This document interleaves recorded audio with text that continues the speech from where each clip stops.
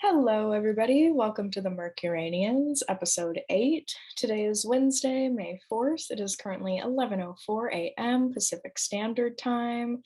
My name is Stella. How are you doing today, Cam? I'm doing good. Today we're going to be talking about the zodiac. It's kind of, I feel like finally time that we've gotten to this topic because, we've talked so much about the signs and kind of teetered around it until we could really get into it. So I'm excited that we can really kind of finally talk about it today. Yeah, definitely. There's a lot of different relationships that can come with these, like so many of them. And we're probably not even going to cover the half of it today. Like Mhm. it gets even better. So we'll have future episodes concerning other relationships and different themes that come up with the signs too. Yeah, so today we're pretty much just going to talk about like a basic introduction to what the zodiac is, like its purpose and why it was developed, like why it makes sense that it was, divided up the way it is. We'll kind of touch on, the idea of the seasons of the year, how the planets are assigned to those signs, and the basic qualities of the signs, like the elements, the gender, the modality, and then, like Stella mentioned, there's a lot of more extensions that connect all the signs like the Antisha, the Decans, there's so many other fun ways that the signs connect. So we'll do another episode to kind of talk about all those. Yeah, definitely. Definitely. All right. Do you want to jump right in? Yeah, let's do it. So, we're going to be coming from the Tropical Zodiac and discussing this episode. There is the tropical versus the sidereal zodiac, and the tropical zodiac concerns the division of the year through seasons. So, the different amounts of light, the temperatures, stuff like that are experienced on Earth within this sphere. The sidereal zodiac goes based on the fixed stars, and there's a lot of different methods of calculations for that. Mhm.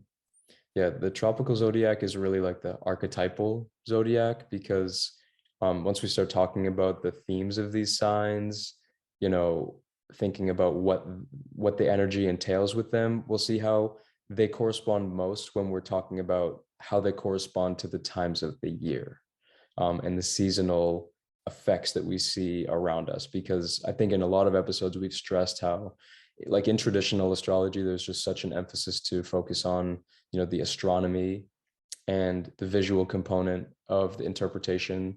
So I think rooting ourselves in understanding like the tropical zodiac is based off of the seasons of the year, and that's, an unchanging effect that we have by living on Earth, um, versus the debate of the sidereal zodiac, which, it's a whole debate. That debate will never really be over, and hopefully we'll be able to dedicate an episode to just talk about that. But yeah, we're just really briefly touching on that idea that, this is based off of the really archetypal patterns that are written into the zodiac.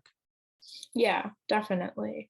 And so you can see this with the sun signs, the dates of the year allotted to the sun signs, because the tropical zodiac is dependent on the position of Earth relative to the sun.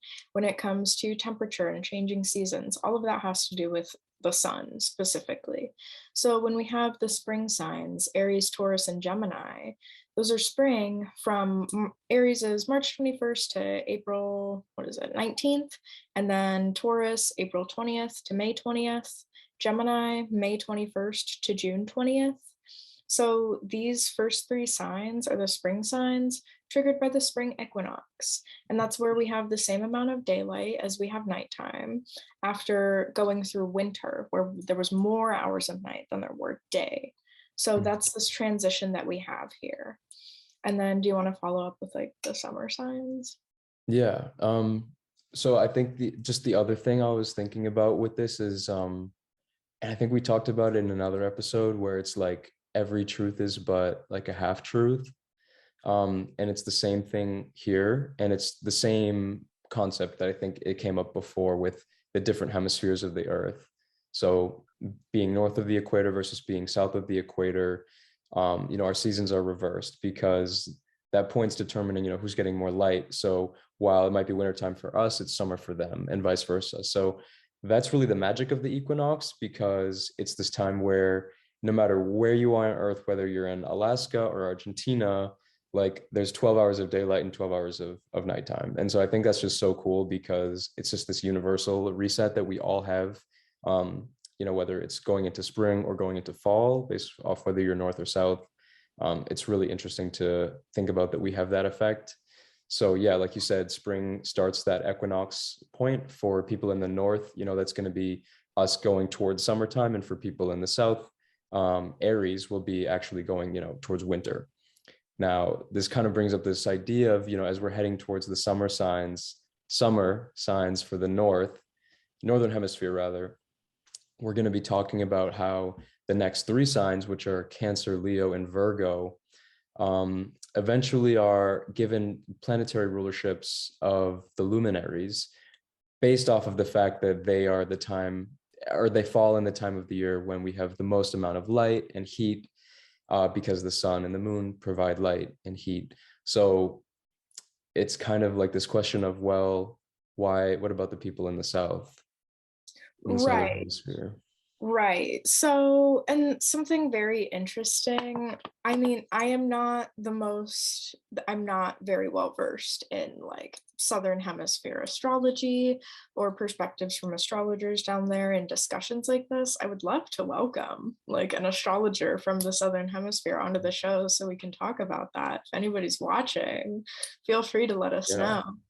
But I think it's really fascinating because even though there is the difference in seasons in the Southern Hemisphere, they still have those similar significations for Capricorn and Aquarius and the Leo and Cancer, where it's the luminaries versus Saturn. It's not like that got like flip-flopped.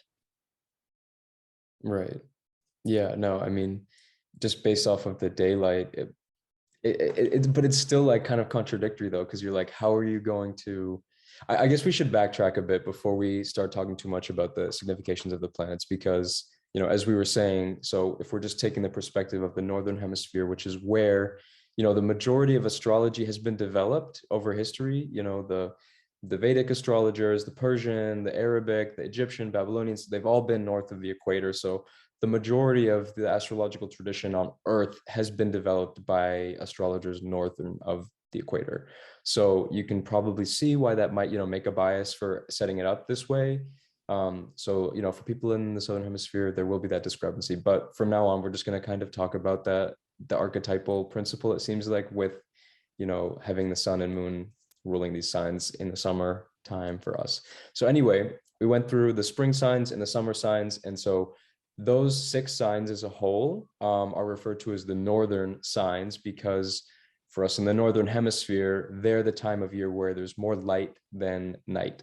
So there's more heat, it's, hotter, more daylight, same thing. So on opposition to that, we have the 6 other signs of fall or autumn and winter, which are referred to as the southern signs, because there's more nighttime, it's colder, drier, etc. Yeah. And so Cancer, the dates for the sun's passage through Cancer, it's going to be June 21st through July 22nd. Leo is July 23rd through August 22nd. And then a Virgo is going to be August 23rd through September 22nd. So you see here with these 3 signs that it's during, like, in the Northern Hemisphere, the hottest time of year, the most humid time of year.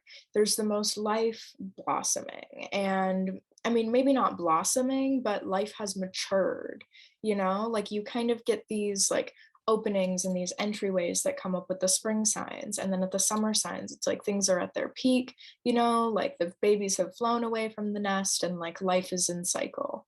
Mm-hmm. Yeah, you can almost correlate it to like the primary motion of like the sun throughout the day. So like sunrise would be like spring, the Yeah. middle of the day at noontime when the sun is at the highest above us would be like summer, and then the sunset would be fall, and midnight would be like winter. It's another way, I guess you could kind of think of it. Yeah, definitely. That is a great way to think of it. So then moving on into the fall signs, or the southern signs for the next 6. But the fall signs, it's going to be Libra, Scorpio, and Sagittarius. Libra is September 23rd through October 22nd. Scorpio is October 23rd through November 21st. And Sagittarius is November 22nd through December 21st. So here you can see, like, this is that period of time where the leaves are falling from trees, we're starting to get less sunlight up in the north, and we're retreating into winter. Mm-hmm. And Yeah. so, go ahead. Yeah, and so the last season there, the last three will be the sun, ingresses into Capricorn at the winter solstice, which would be the day of the year where there's, the most hours of nighttime where the sun is out the least. And that's December 22nd to January 19th. And then we have Aquarius season, which is when the sun is in, that middle part of the winter season from January 20th to February 18th. And then finally, the last sign of the winter season is Pisces, which is February 19th to March 20th, right before the sun ingresses into Aries to reset the whole cycle back to spring again. Right, right. And so you can see that there's this ebb and flow that comes with the signs. Mm-hmm. And this ebb and flow is on the bigger scale between all 12 zodiacal signs. It goes down into each element, the different characters of different traits at different signs at different times a year. And so that's what we're going to be talking about today, is just these different relationships and the ebb and flow that comes with the zodiac, the tropical zodiac. Mm-hmm. So I think those first signs that start each season really have that important turning point, because like when you think of Aries and Libra, which are the signs that start, the northern season, and then the southern half, which is Libra, those are the equinox points. So whether it's the northern or southern hemisphere, it's the time of year when it's going to be equal. And there's that transition from moving to the next extreme, whether it's winter or summer. And then on the other side of that, Cancer and Capricorn, those other like initiating powerful turning points being those extremes. So in the northern half, for us, Cancer is going to be the peak of summertime, and that's the solstice of the summer. And opposite, like we said earlier, Capricorn will be the winter solstice. So those 4 points, which are the cardinal turning points of the seasons, are really those important markers that demarcate, the biggest divisions of the year. Yeah, 100%. And we'll get into like the significance of that like very quickly. Did you have anything else you wanted to say before getting into gender? Yeah, I think I was just gonna say, like maybe we haven't really talked about why, 12 even. So we've talked about now how it makes sense because we do have 4 really clear seasons. But in the course of that year of the sun's path through, those 12 signs or those 12 stages, we actually have 12 lunar cycles, 12 lunations.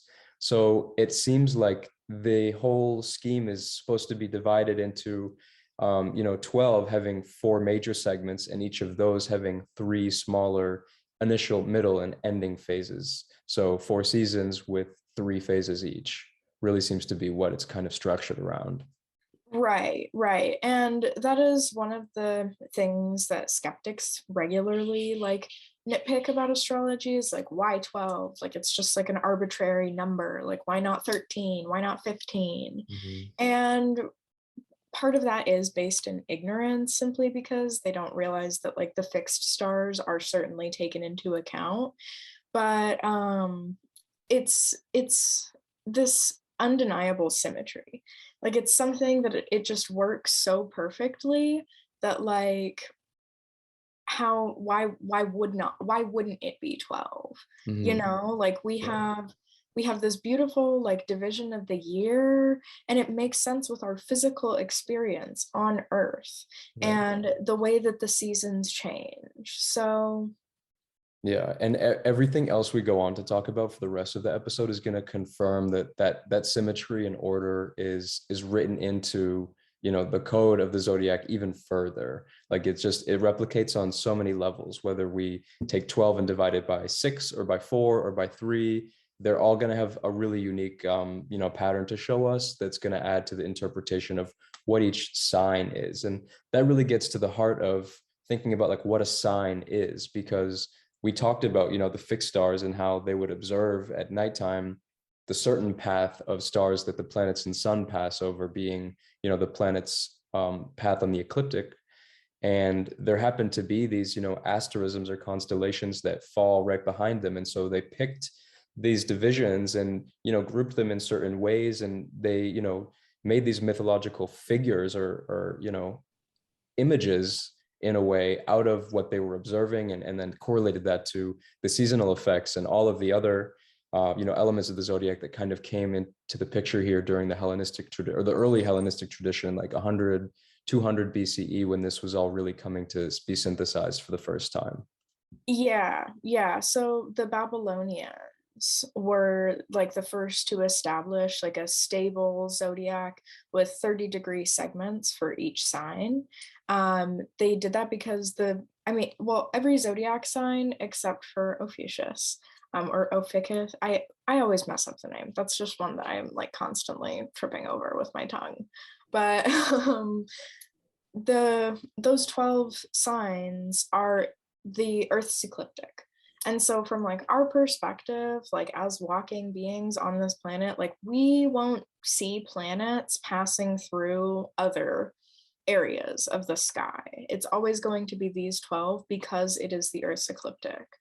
Mm-hmm. Yeah, I mean, because in a way, it's really like the sun's ecliptic, because everything is, orbiting around the sun. So it's kind of like everything's on this cosmic plane visually. So just from our perspective, they'll all fall in front of the backdrop of the same 12 signs. Yeah. All right. Well, did you want to jump into modality? I mean, not modality. Did you want to jump into gender now, or were we going to talk about the planets? Oh, yes. Yes, we were. Yeah. We were. So yeah, we have to kind of preface this like discussion with like rulership and dignity. Do you want to throw up that lovely sure. infographic? Mm-hmm. So we have a diagram here from the great Chris Brennan. It kind of displays basically, this wheel with the symbols, and then also specifically what we're looking at here is the planetary rulerships that were assigned to the signs. So, we've talked about the 7 traditional planets, and they, kind of had to figure out a way to integrate or discover the connection that the planets had to the signs, or basically how they worded it was, finding the domiciles or the home residences of the planets. And as we already talked about briefly, you can see here, these are the signs of Cancer and Leo, which I'm hovering my mouse over here. And the planets that are assigned their homes there are the 2 luminaries, the moon and the sun. And yeah, like we talked about, it's the time of the year with the most amount of light, and the luminaries provide light. So those are their homes. Yeah. And so then on the opposite axis, when in the northern hemisphere, you have this like cold, dark winter where there's not as much hours of sunlight. Life is dying. Those 2 signs, Capricorn and Aquarius, are ruled by Saturn. Mm-hmm. And if you've seen our earlier episodes, you know that Saturn is associated with death. It's a cold planet. Mm-hmm. It's a dry planet. It's the heart of winter, and you get that displayed here with this axis of like Cancer, Leo, and then Cap, Aqua, mm-hmm. where we just have summer versus winter. Mm-hmm. Yeah, and sorry, what were you gonna say? You're good. I was gonna move on into Aries. Oh, okay. Well, I was just gonna say also really quickly, like with Saturn, it's also the slowest planet that we see visually, and also the dimmest. So that's another, those, I think we, talked about those reasons too, but we can also see why that would play out, or why those significations become relevant here as well. Thinking about the, time of death, time of darkness, as opposed to the time of life and light and birth, which is associated with these signs down here. Yeah.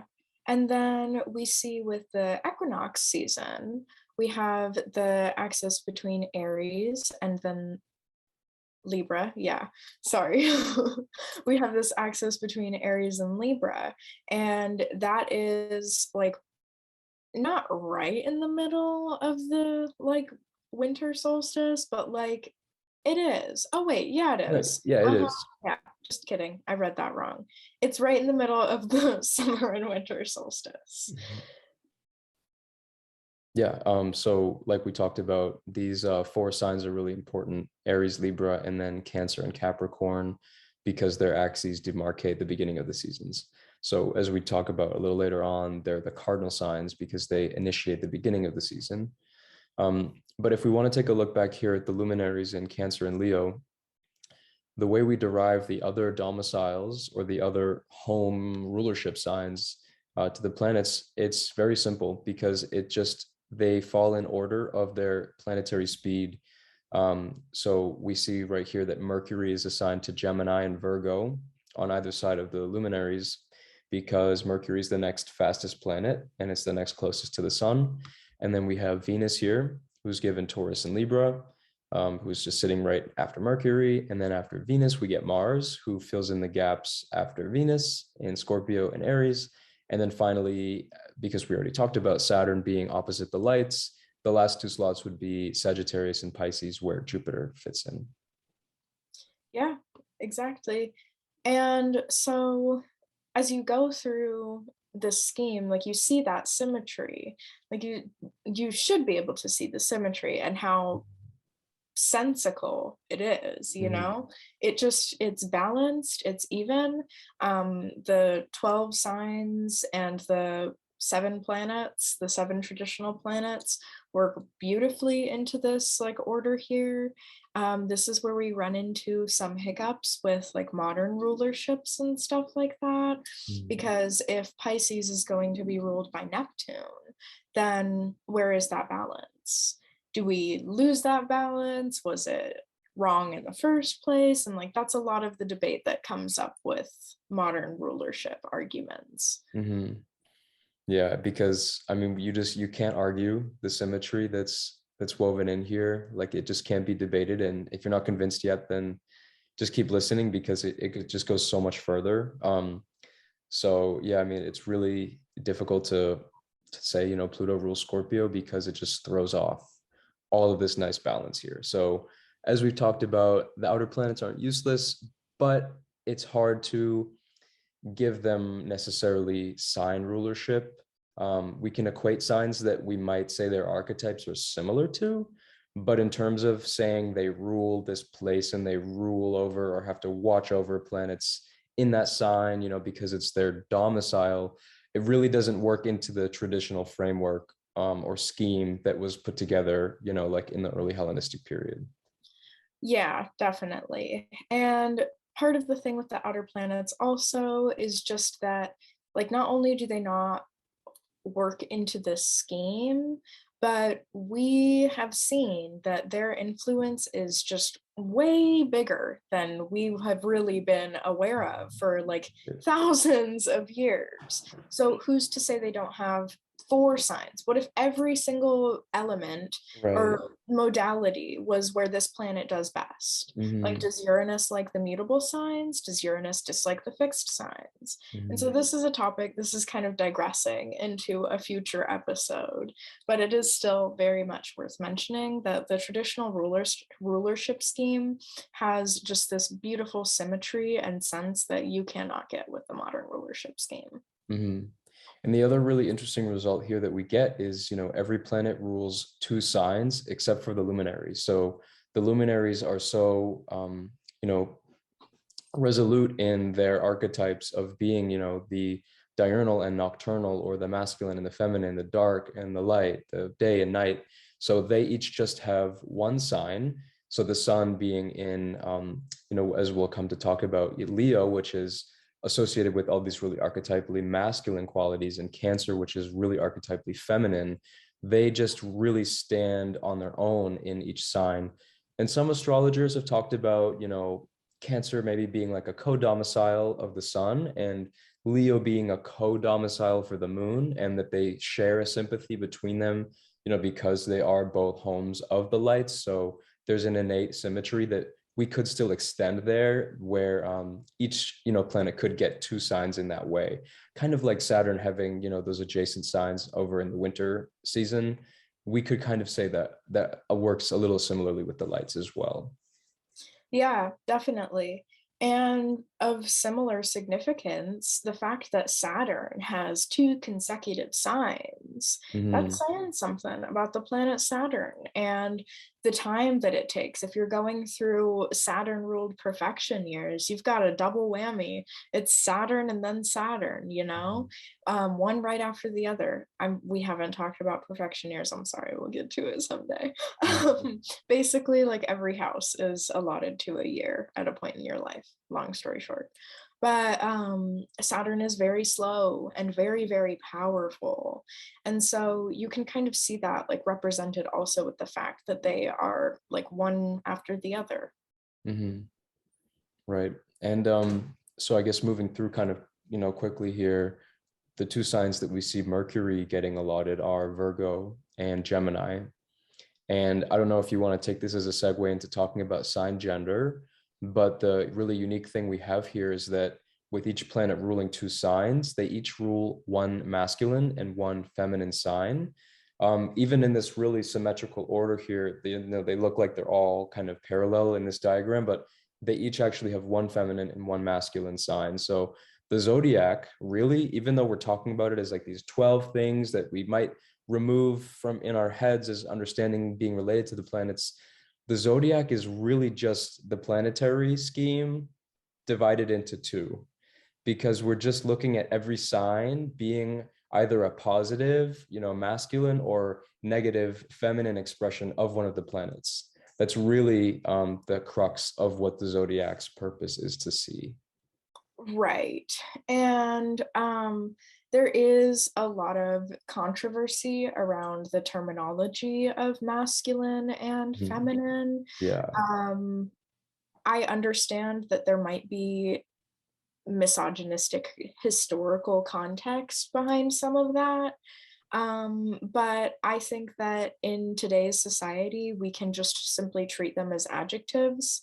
I really think that there is only the misogynistic association of feminine signs being like greedy or like lesser or slower. If you have this misogynistic mindset that women are that way, Mhm. you should be able to see these energies and analyze them as an archetype between masculine and feminine, as with those words being adjectives and not representations of society. Mhm. I hope that made sense. Yeah, no, totally. That's And I just mean, not to get like in a complete metaphysical digression about like duality itself, but like we have to understand that that's just a part of the nature of this experience. Like that's what it means to be in physical realities, experiencing existence as not wholeness, or not unity, which is something that is transcending this experience. So we have to realize that, whatever words we want to assign to these qualities,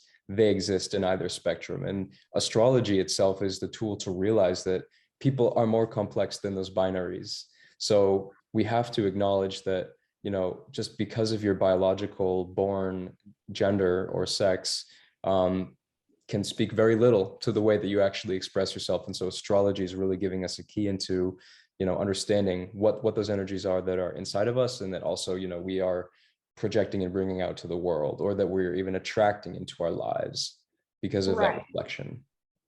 Right, definitely. And like something that we all have is a chart with all 12 zodiac signs, Mm, whether or not you have planets in those signs or not. right. And if you want to say, oh, like the moon and Venus are feminine, well, everybody's got a moon placement, Mhm. everybody's got a Venus placement. Mhm. And so I really, as somebody involved with the LGBT community in multiple different ways, as somebody with fluid gender expression, I do not I do not have a problem with this. I don't speak on behalf of the entire community. I think it's fair if people do, but I think that also you have to take a look at it as it is in the context of today's society. Mhm. Yeah, it's all about, just evolving the binaries. So we do that by recognizing them, and astrologies Right. are key to doing that, really. So, Right. but having digressed a little bit to discuss Having, that yeah. now, okay, so what After, is gender in the zodiac, right? yeah. So it's really simple because it's just alternating signs. So like you said at the beginning, there are these like patterns and cycles that repeat in smaller and smaller layers because ultimately, astrology is like a fractal. The zodiac is a fractal. So, you zoom in and there's more order and harmony, and you zoom into another area and there's more there. So like you said at the beginning, we look at the seasons as, the sun culminates in Cancer, and then it's at the lowest declination in wintertime in Capricorn. But we can also look at the smaller alterations that go up and down in between each sign. And so that's given to us through the gender. Right. And I mean, as you were saying with like diurnal motion, how like during the day, like we Right. have, Right. yeah, like we have this really big grand scheme of like the seasons, and then we have it during the day Just also. in a 24-hour cycle, we have the whole 4 stages. Yeah. Right, exactly. And And so then, this is, go well, I ahead. was just going to say, like the 12 houses or the 12 really specific positions of the sun throughout the day. It's like going through the whole zodiac, in a day in that way. Not Right. equating signs to houses necessarily, but just saying, you can always divide it up. Yeah, exactly. Moving into gender though, because that was a little bit of a digression. Beginning with Aries, it would be a masculine sign. From there, if we say Aries is 1, every odd sign is also going to be masculine. Mhm, And then every even sign is also going to be feminine. mhm, So Aries is masculine, Taurus is feminine. Another terminology you could use is diurnal versus nocturnal. mhm. Gemini is diurnal, Cancer is nocturnal, Leo is diurnal, Virgo is nocturnal. Mhm. So it follows that alternating pattern throughout the zodiac. Right. And as mentioned in our episode on sect, that is one of the conditions for evaluating planetary condition. Yeah, yeah, totally seeing the expression of, the gender expression of your planet based off of the sign it's in can definitely be a clue into understanding, like we were saying earlier, how you present that binary through all of the filters of ourselves, which are, all of our planets and everything. But yeah, and so thinking about, we have, 12 signs, 6 will be masculine and 6 will be feminine. This is really the first division we get that gives us two really broad halves, I guess you could say, of looking at the basic way we can divide things up into two groups. Really, the next thing would be putting it into 3 groups. But I think we're going to talk about it in a different order just because it will make more sense. So we're going to talk about the division into 4 groups first, which is going to be the elements. Do you want Um, to? I did want to talk a little bit more about like about gender. Yeah, yeah. Keep yeah. going. So something that we have is that like the diurnal or the masculine signs tend to be more action based. They tend to be a little bit more, I don't want to say hasty, but active. They're just very active signs, and that activity can lead to haste, especially depending on what planets are in those signs and other factors in the birth chart. The feminine signs or the nocturnal signs tend to be a little bit more expressive, and they tend to be more intuitive in a sense. They are, All right. It's more inner than outer, I guess. yeah, yeah, they're it's a, yeah, it's a little bit more within Mhm, versus projecting mhm. out. Right. Yeah.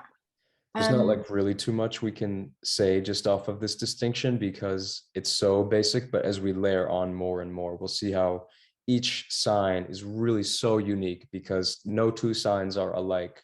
They all have extremely unique criteria that make them so beautifully, unique.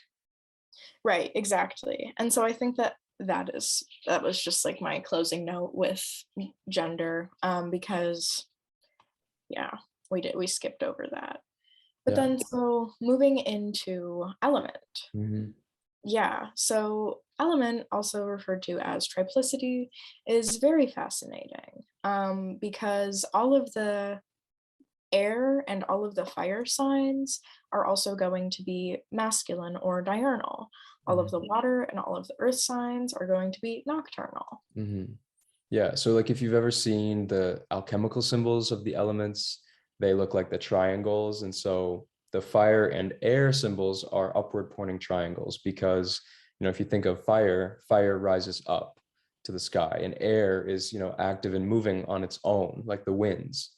And on the other hand, if you've seen the symbols for earth and water, they're triangles that point down because earth and water are subject to gravity. So they're held down. It's that constricting force. You could maybe even say, it's on the more archetypal scale, it's like Saturn, which pulls down and constricts, versus the sun or the luminaries, which is, raising up or bringing up or to light, because fire illuminates in that way. So we can really see how fire and air are bringing on that diurnal active quality, and then on the opposite side, earth and water bring it down and are the opposite expression. And so originally the elements were, they weren't actually attributed to the signs in this way that we have them now. That kind of came in a little bit later into the tradition. I think Valens was one who was a Hellenistic astrologer, was one of the first to introduce it around 100 years CE. So it wasn't as ancient as some of the other, divisions of the zodiac here, but originally they were it was all taken into account with the concept of the winds and the four directions. So they referred to these different groupings, like you said, as triplicities, because we're looking at four groups of three. So these groupings of three or triplicities, they would call like the fiery triplicity would be referencing like the sort of direction of the wind in that way. And so we have these four different directions, cardinal directions, that became associated with the signs. And then from there, these elemental Platonic attributions kind of got infused into that as, more elements of Hellenistic astrology were synthesized with the Platonic philosophy of the natural world and the four elements. And from there, just kind of all got more and more conflated and, even more elegant in a way. So, with the elements that are within triplicity that have the same element, they all make a trine to one another. Whether or not planets make make a degree-based trine, we will have a sign-based trine where it's a triangle. So triplicity, trine, they go hand in hand. Mhm. Yeah, so like they were also referred to like as trigons because in Greek that word literally means like triangle. So on the zodiac here, you can see how, for instance, the fire signs, we have Aries up here, Leo over here, and Sagittarius over here. Geometrically, they're 120 degrees apart. So it literally constructs a triangle. And what's great about this pattern is because we repeat in this sequence, fire, earth, air, water, one, we see how we establish four unique triangles that make, a really nice symmetry. But also with that alternation pattern, this is what allows the gender sequence to come in because we get fire, which is masculine, earth, which is feminine, then back to air, which is masculine or diurnal, and then water, which is feminine nocturnal again. So because we have that ordering, that establishes these three different elemental sequences. And in modern astrology, they're kind of seen as this like self would be like the first phase here of Aries through Cancer. Like the first elemental cycle is kind of about the self. And then the second elemental cycle here from Leo through Scorpio is kind of like the engagement with the other, like the self kind of being integrated and now engaging in partnerships and interactions with other people. And then the last four signs, Sagittarius through Pisces, these are like the collective signs. So it's thinking about these two different oppositions as a whole or as a unity. So there's this other really interesting elemental progression that we have just throughout the story of the zodiac here. So yeah, there's always more layers.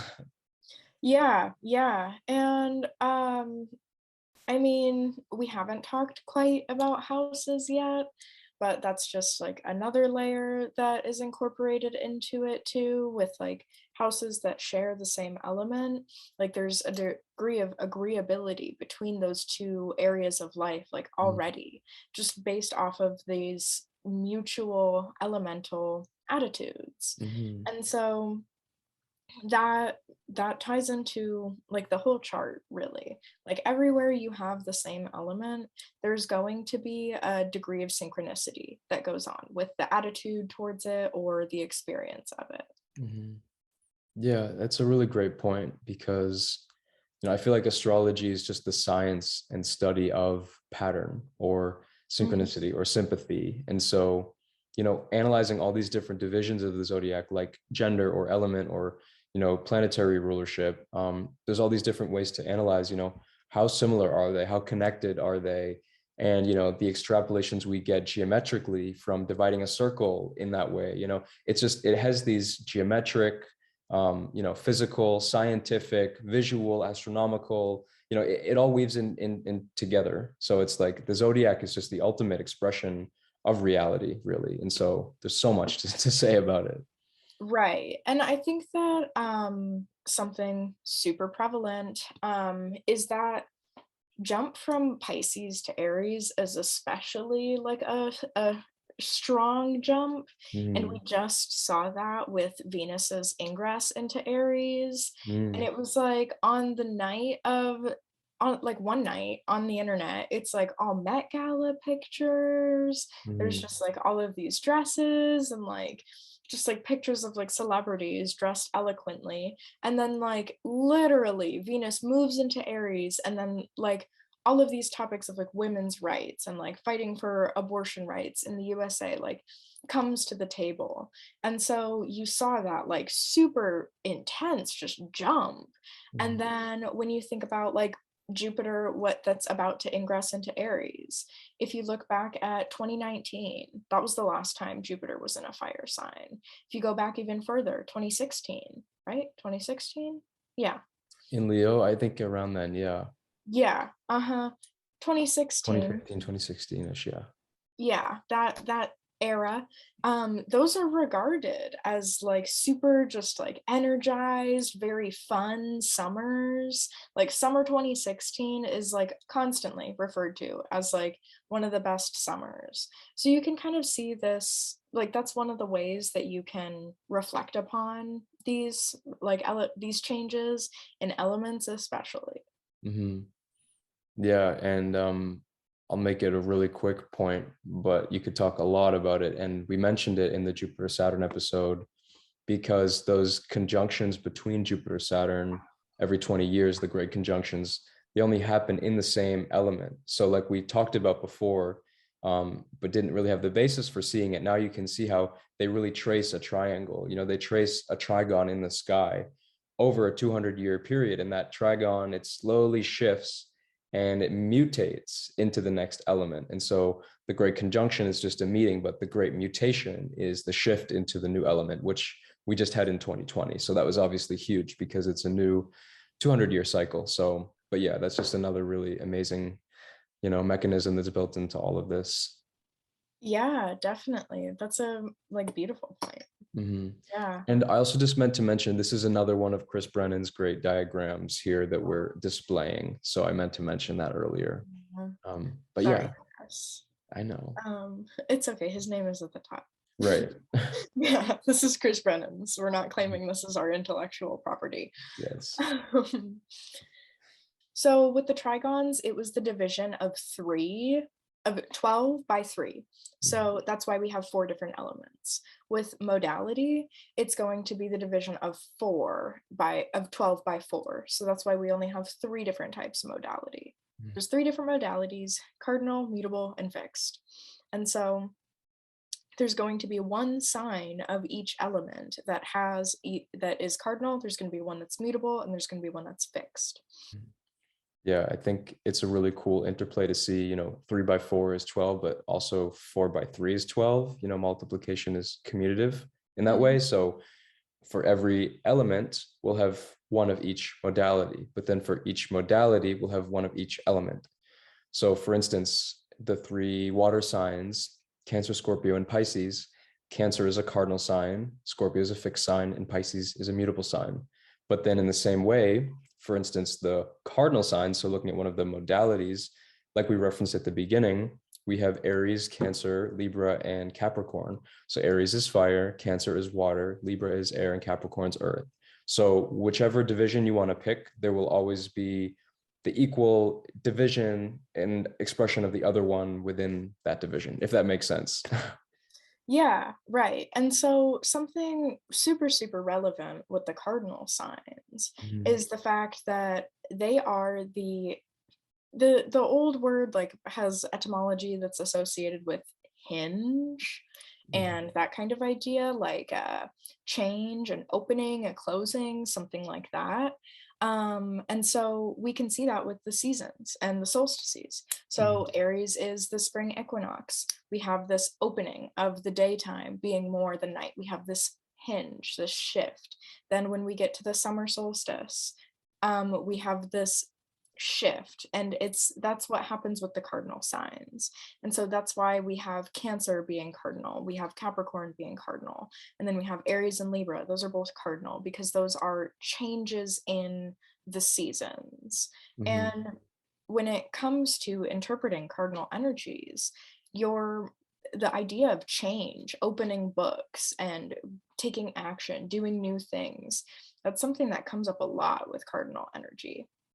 Yeah, they're the initiators of the season, so they are, they activate things, they start things, begin things. They're pioneers in that way. So, Aries, which is cardinal fire, is going to be about, a reinvigoration of your soul, feeling, independent and autonomous. Whereas cardinal, air, looking at that combination for Libra, that's all about creating new ideas, right? Because air is all about the mind. So this is where we start to see that nuanced difference between, okay, like we can look at cardinal signs, which are all going to start things, but then that combination of modality and element will tell us what they're starting in the case of cardinal signs. So then we look at the fixed signs, which are the second sign into the season. So after every cardinal sign, we have a fixed sign. And that's because that middle point of the season is when, we're the most in the middle of the stable, non-changing energy of that season. So Leo, for instance, is the fixed sign of the summer season. So that is when it's the most constantly hot. It's the most constant day, heat, humidity, in Aquarius, that is the dead middle of the coldest time of winter. It's not still like coldish from fall, like, which is Capricorn, like there's still a little bit of that. Aquarius is like the depth of winter being at its strongest. And the strength is really what the fixed signs are all about, the rigidity and holding on to, retaining and holding that shape, Right. you know. Determination, endurance, Mm, consistency, stability, those are all big key words that come mhm, with the fixed signs. mhm. Yeah. And then do you want to talk about the mutables? Yeah. And so the mutable signs are what walk us back to this cardinal peak. The mutable signs are where you, like with the Aquarius example, with when you go from Aquarius to Pisces, that's when you might start to see like little buds growing. You might start to see these like little indications of life blooming, even though it hasn't really taken wind yet and it hasn't started to blossom. That's what you get with the mutable signs. You Mm-hmm. have this transitionary period. The mutable signs are very changeable. They do like change, they do like transition. And that walks us up to the cardinal sign again that actually makes that change. Mm-hmm. And so this is this kind of relationship that you can see where we have change happening with cardinal, it's upheld by the fixed, and then it is reevaluated with the mutable, walking us right back into the cardinal energy that's going to initiate that change again. Mm-hmm. Yeah, the other cool thing with the mutable signs is like because they represent that transitory phase where you're having elements of the last season, but also having a mix of the next season, they were called originally the double-bodied signs instead of mutable because they embody a little bit of both seasons that it's transitioning between in that way. And the cool thing about the images of those signs, or like the zodiacal image of the constellation, For instance, Gemini is a mutable sign, and Gemini is the twins, right? So we're looking at two. And then, for instance, Sagittarius is also the mutable sign opposite to Gemini, and that is half man and half horse, right? So once again, it's a double body. There's two elements to it. With the Virgin or Virgo, it's the maiden and the wheat. In the last one, Pisces, it's the two fish. So you can see how all four mutable signs, or all four double-bodied signs, also have the symbolism of two in them, because they embody the energy of the transitory phase between a season and the next one that's coming along after it. Right, exactly. The mutable signs are capable of juggling. They can take things and throw them around and catch them and throw it up again. Right. Adaptability is a huge keyword there too. Yeah, definitely. And that might be something that like fixed energy can kind of struggle with, is like having to adapt to their environment without it being initiated by themselves, that kind of a thing. And then cardinal energy might not be like constantly adapting, but it will have like in such a fluid way that comes with a mutable sign, but there will be more like big key changes, like I'm gonna change this, I'm gonna do this. And so whereas like mutable signs like change like the daylight, like yeah, we're kind of all over the place. Did you mention earlier that within every mode are all four elements? Yeah. Okay. Yeah, the interplay of 3 and 4, but also 4 and 3. Right. I just wanted to make sure that that was like explicitly somewhere, that like all of the cardinal signs have all four elements. Right. Yeah. Okay, cool. The other thing I was thinking of, with dividing 12 by 3 and 4, earlier I talked about like the 4 elemental cycles that we have in the zodiac. So the first series of 4 signs, or the first series of 4 elements, being kind of about the self. We can also kind of think about that as the cardinal stage of life and existence. So the first phase of life is about, understanding yourself.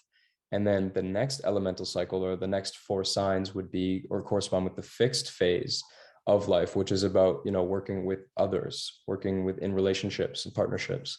And that last phase would really be like the mutable phase, which is everyone, the collective, working together. And in the same way, we can also look at dividing the zodiac into 4 groups, right? So we have 4 seasons, but we can also attribute them to the elements. So the spring season, the fixed sign is Taurus. So spring is actually can correspond to earth in that way. In the summer season, the fixed sign is Leo, which is a fire sign. So summer can correspond with fire, and those 3 signs can kind of have that larger elemental attribution. With the fall, we have Scorpio as the fixed sign of the 3 signs of autumn. So that would be water. And then in the winter, we have air, which is Aquarius, the fixed sign in the middle of the 3 signs of winter. So that's another way you could think about how the elements go on larger divisions, kind of like the modalities did. Right, exactly. And then like with Venus ruling Taurus being the fixed spring season, that is when animals mate. That's when there's procreation, and that's when there's pollination and stuff like that. Versus Scorpio being the opposite, transitioning into fall, that's when we have leaves falling off of trees. That's when we have animals starving because they're not going to be able to feed themselves. Things are fleeing the region and stuff like that. So you have that Martian energy that comes with like severing and like losing things. And Saturn in the middle of winter just being like pure death itself, right? Like, right. Right. Like you can't even find food, Yeah. So that's just another very fascinating thing.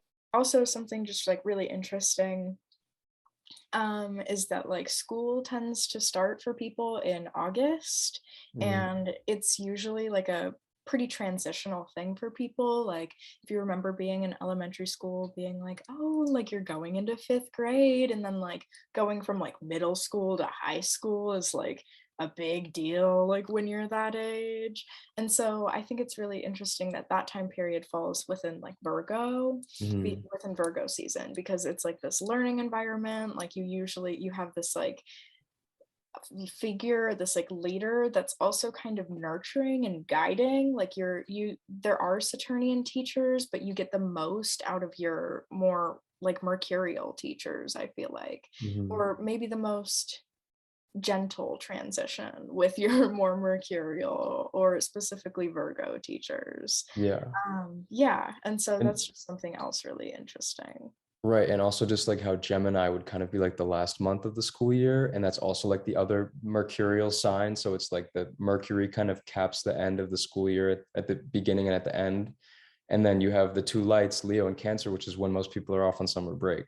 So I know that's just mostly kind of like how American schools run, but it's just interesting to see how that exact kind of division lines right up with, the seasons and the planetary rulerships of the signs. Yeah, definitely. Mhm. And this, sorry, go ahead. No, I was going to go off topic. What were you going to say? I was going to say this kind of ties back in with what we were saying about how like astrology is just fractal. Like you can Right. really like apply all of these different subdivisions to so many different scales and scopes of Mhm. interpreting and analyzing life. Right. Yeah. Um, the other point I was going to make was something I actually meant to bring up when we were first talking about the elements.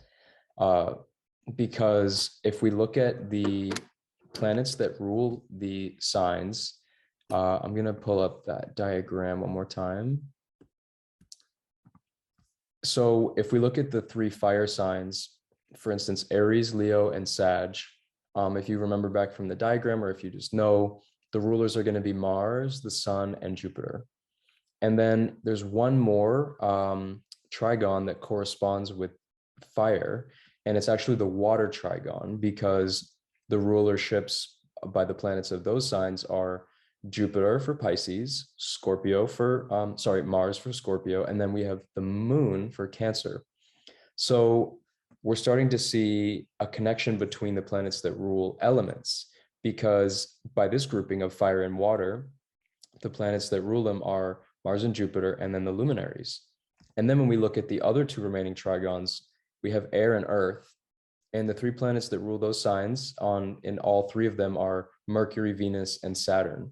So this was another grouping that Vedic astrologers used to kind of categorize and classify the planets because, like I said, it's just another interesting division where we see Mars, Jupiter, and the luminaries being associated with the fire and water signs, and then also Mercury, Venus, and Saturn associated with air and earth. And that's just interesting because, we already talked about fire and air and water and earth, but there's this other grouping where we still see a really, clear connection with on the level of the planetary rulers.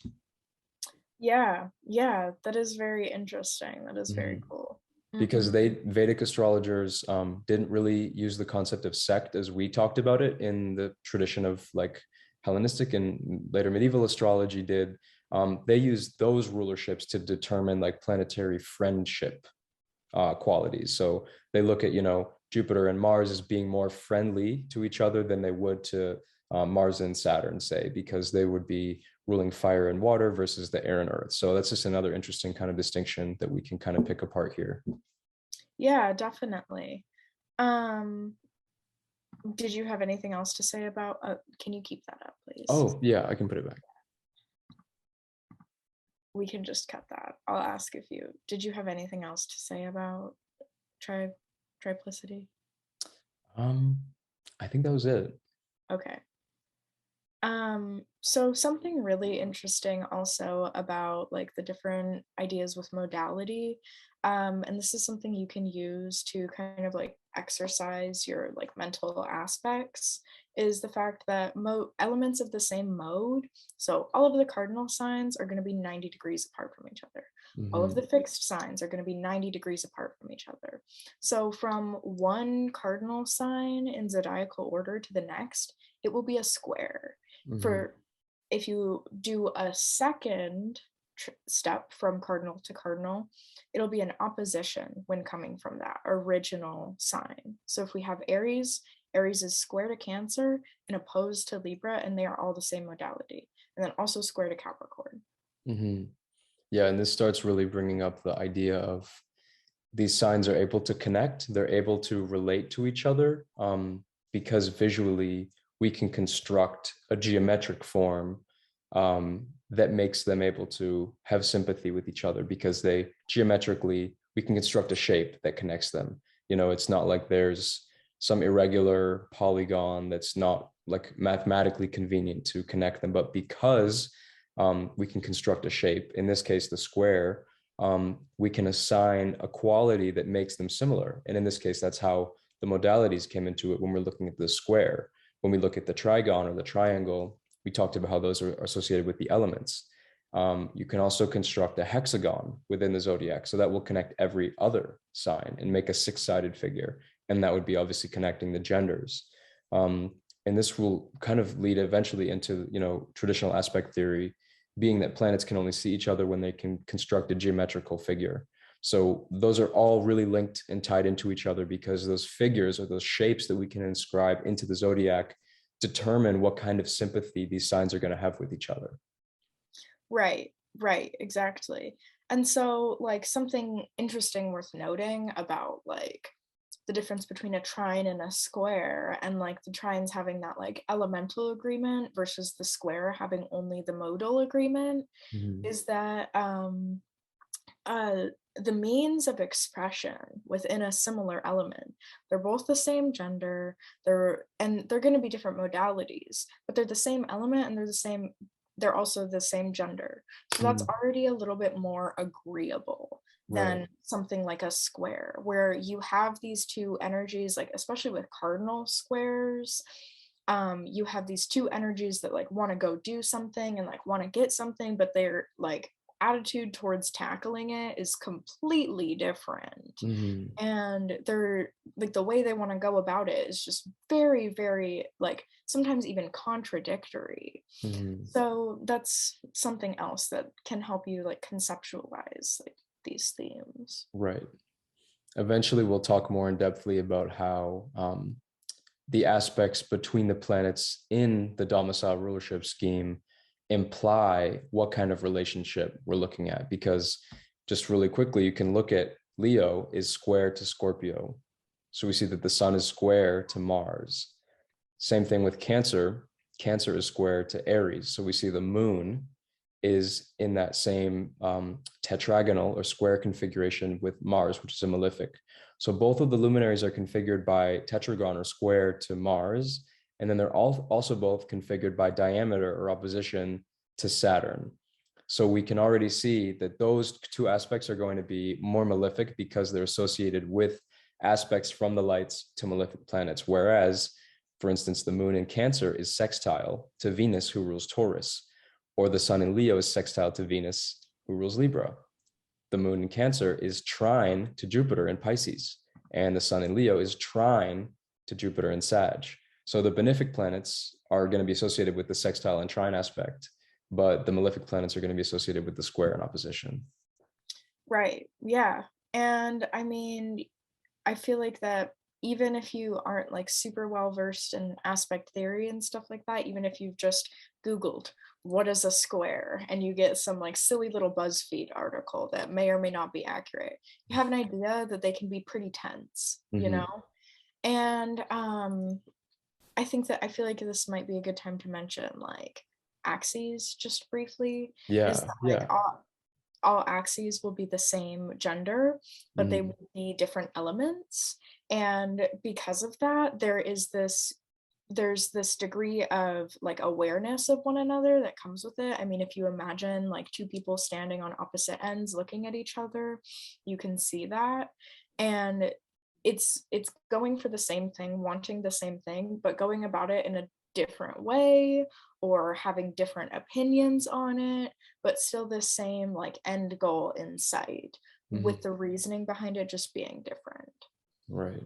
So adverse planets are going, I mean, not adverse planets, adverse signs are going to be adjacent to whatever sign you're concerned about and its opposition. So if we have Gemini, right? If we have a Gemini rising, you can picture the chart. The two adverse signs are going to be Cancer and Taurus. On the opposition, those two adverse signs are going to be Capricorn and Scorpio. And so you have this like non-sight. And that ties in with the like birth of the traditional aspects and that kind of thing, is that there's nothing agreeable about them. Like Gemini is diurnal and masculine, and Cancer is nocturnal and feminine, and they can't connect through aspect or anything like that. So they just, or element or modality, Right. anything like that. There's no sympathy between them. Mhm.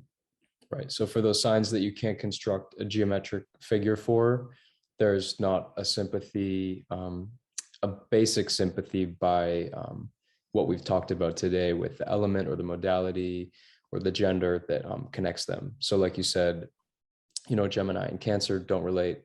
But there are other minor sympathies that do connect them. So for instance, in that case, Gemini and Cancer do connect because they're antitia. So for instance, antitia is one of those amazing minor sympathies that we'll talk about, I believe 2 weeks from now. We're going to publish an episode. We're going to talk about the decans, how those connect certain signs. We're going to talk about signs of antitia and contra antitia, equal ascension, equal light, signs of short and long ascension. We'll get into a lot of these different, even we'll mention like the novenaria and the monomoria and some of the smaller divisions, because those also work to make different kinds of sign sympathies happen for signs that, for instance, are in aversion to each other, that don't see each other. So we'll be talking about those and kind of really getting into those unique sign pairs. And next week, though, I think we're going to be talking about how to interpret and use the domicile dignities in your chart, understanding how domicile rulership works, and also the concept of detriment. But yeah, other than that, I think we pretty much covered everything for the basics of the structure of the zodiac. So Yeah, definitely. And then, I mean, like, even eventually, someday, we will talk about minor aspects that mm, come from that like idea of non-sight. And mhm, there's this question of like, will this exact degree difference like lead to some kind of sight, even if not tangible? Are there some that like will cause like visibility, and then others that just like further contribute to the invisibility? And mm, so all of that is coming up soon. I'm really excited for a lot of our future episodes. mhm, So, yeah, stay tuned. We're going to be talking a little bit more about the planets and the signs, and then the mhm. signs even more. Yeah. Yeah, So, definitely. I'm excited to talk about like the sign pairs themselves, as those like more unique sympathies come into play, because they unlock a whole new realm of interpretation in your chart that can, yeah, bring light to some other things you may not have noticed or seen before. So yeah, we'll talk to you guys next week when we talk about domicile dignity. And yeah, until then, stay tuned for the next episode. yeah, don't forget to like and subscribe. Feel free to leave a comment. If we have anybody from the Southern Hemisphere, like, I would love to hear about that. Yeah, so stay tuned. Let us know your thoughts. If you have video requests, we're always open to them. Mhm, So feel free to reach out anytime, at the Mercuranians on every platform. mhm. So happy stargazing. Yeah, Mercuranians Mercuranians out. out. See you guys soon. Bye. See you soon.